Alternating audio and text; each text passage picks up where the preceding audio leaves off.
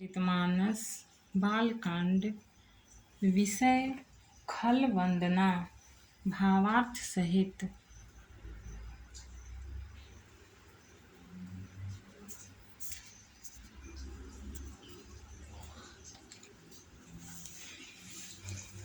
दोहा।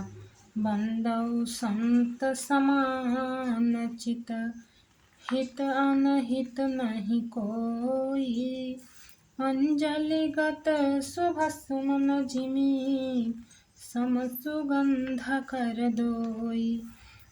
मैं संतों को प्रणाम करता हूँ, जिनके चित्त में समता है, जिनका कोई मित्र है, जिनका ना कोई मित्र है और न शत्रु।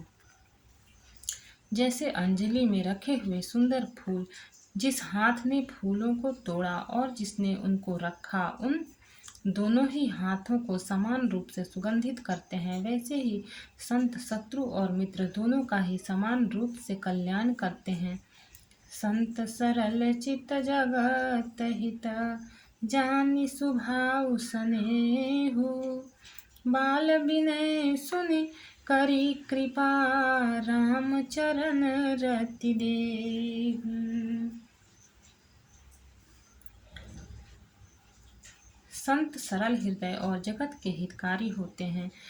उनके ऐसे स्वभाव और स्नेह को जानकर मैं विनय करता हूँ। मेरे इस बाल विनय को सुनकर कृपा करके श्री राम जी के चरणों में मुझे प्रीति दें।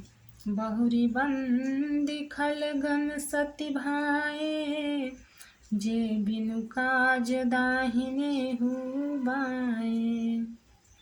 परहित हानि लाभ जिन के रे, उजरे हरस विषाद बसेरे।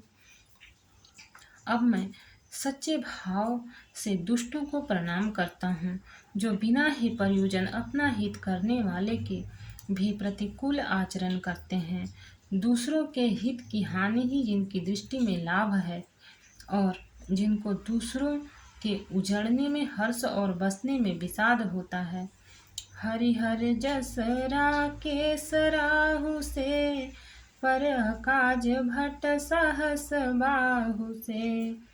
जे पर दोष लखहि सहसाखी, परहित घृत जिनके मन माखी।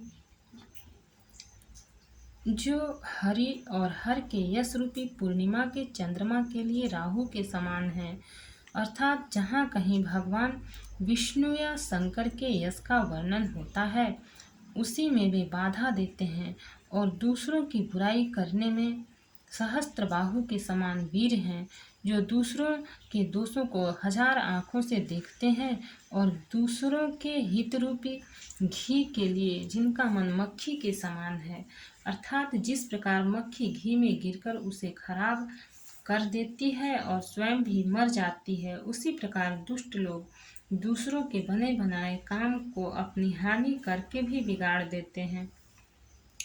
तेज कृषानु रोष महिषेषा, अघ अवगुण धन धनी धनेशा।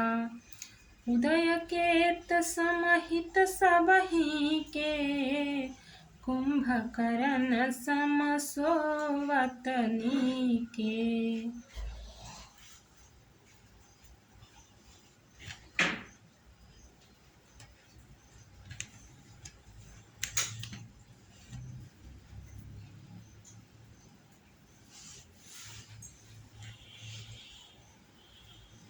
जो तेज दूसरों को जलाने वाले ताप में, अग्नि और क्रोध में यमराज के समान है, पाप और अवगुण रूपी धन में कुबेर के समान धनी है, जिनकी बढ़ती सभी के हित का नाश करने के लिए केतु उच्छल तारे के समान है, और जिनके कुंभकर्ण की तरह सोते रहने में ही भलाई है। पर अकाजु लगी तनु परिहरहि, जिमिहि महु पल कृषि दलि करहि। बंदौ खल जस शेष सरोसा, सहस बदन बरनई पर दोसा। जैसे ओले खेती का नाश करके आप भी गल जाते हैं, वैसे ही वे दूसरों का काम बिगाड़ने के लिए अपना शरीर तक छोड़ देते हैं। मैं दुष्टों को हजार मुख वाले शेष जी के समान समझकर प्रणाम करता हूँ, जो पराये दोषों का हजार मुखों से बड़े रोष के साथ वर्णन करते हैं।